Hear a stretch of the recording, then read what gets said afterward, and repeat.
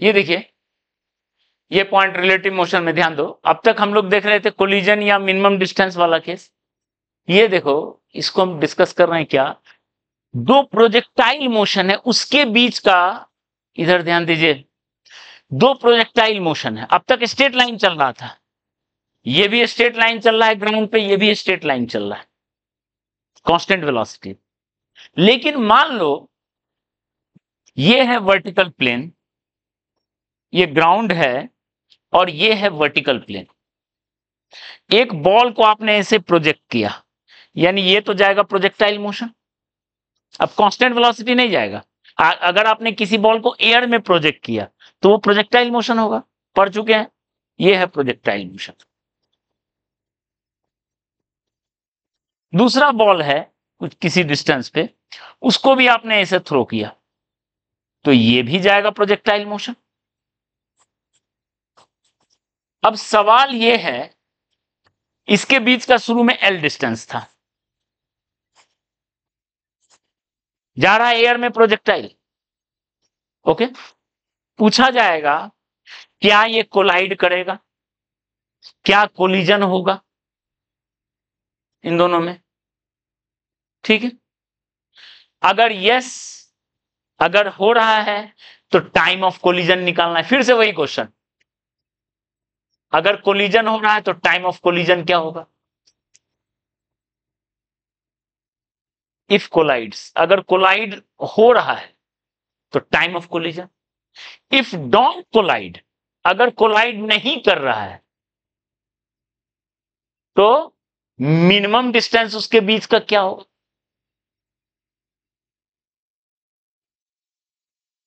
Minimum distance क्या होगा। Same वही क्वेश्चन है, ये प्रोजेक्टाइल मोशन स्ट्रेट लाइन नहीं है, जैसे ये स्ट्रेट लाइन था, ये स्ट्रेट लाइन था, वो नहीं है। लेकिन इसमें भी यही लॉजिक फिट हो जाएगा, इसमें भी यही लॉजिक फिट हो जाएगा। कैसे फिट हो जाएगा वो देखो, कितना अच्छा लॉजिक है इसको समझने के लिए। हम लोग को रिलेटिव मोशन देखना है, ग्राउंड के रेस्पेक्ट में ना प्रोजेक्टाइल जा रहा है, ग्राउंड से देख रहा है कोई observer, these are motion as seen by observer on ground.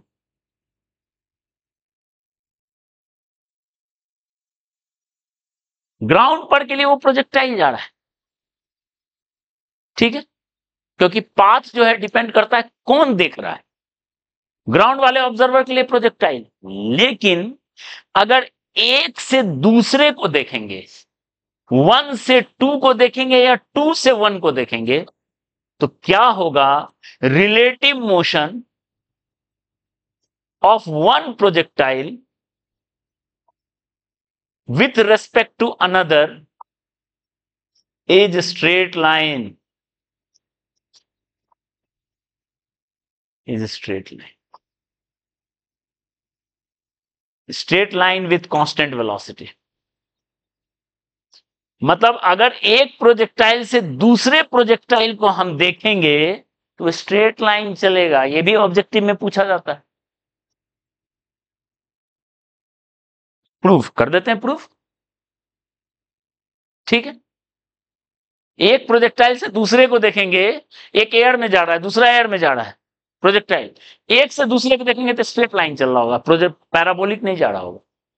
उसका प्रूफ बहुत सिंपल है, देखो, एक का एक्सीलरेशन होगा जी, एयर में है तो, दूसरे का एक्सीलरेशन भी जी,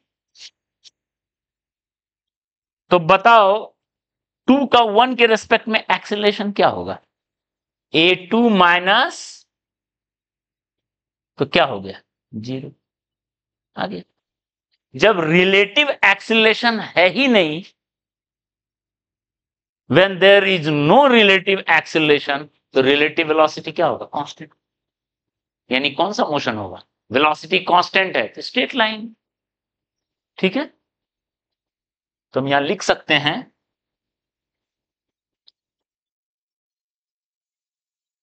कि since there is no relative acceleration, उनके बीच में कोई रिलेटिव एक्सीलरेशन नहीं है, so relative motion is uniform motion.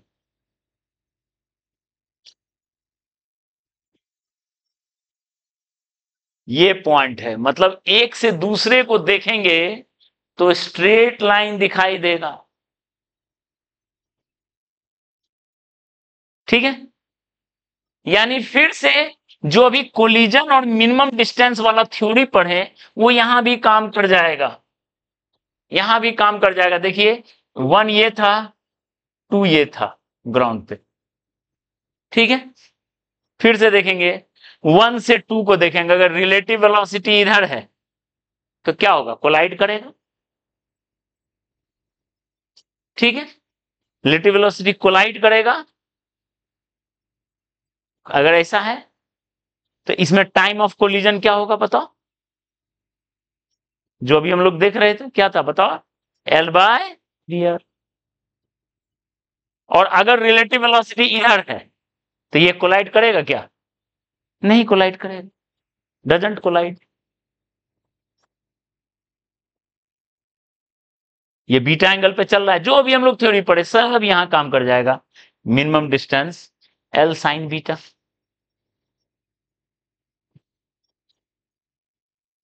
Minimum distance हो गया L sin बीटा।